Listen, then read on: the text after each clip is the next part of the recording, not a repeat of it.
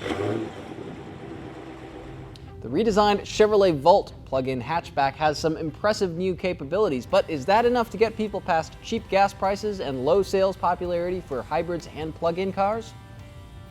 The redesign has much more conventional styling than the first generation Volt, which was a very boxy car. It seemed like the obvious result of a wind tunnel exercise. Much more car-like, curvier all around, and that actually conceals the fact that this car is a little bit bigger than its predecessor.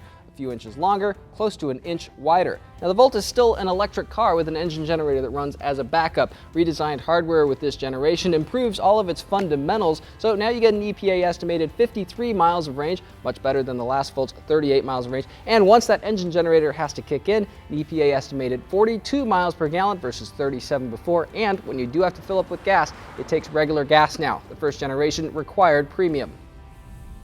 None of this seems to have sacrificed drivability very much. Like its predecessor, the new Volt rides and handles pretty well with plenty of torque from its electric motors for quick acceleration around town. Editors were a little bit split over brakes, however.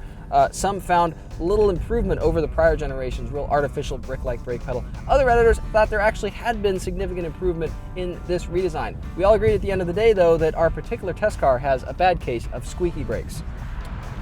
A much more cohesive interior to this car versus the first generation Volt, which kind of had a boxy, futuristic seeming dashboard. Lots of flowing shapes here, very pleasing to look at, I gotta say.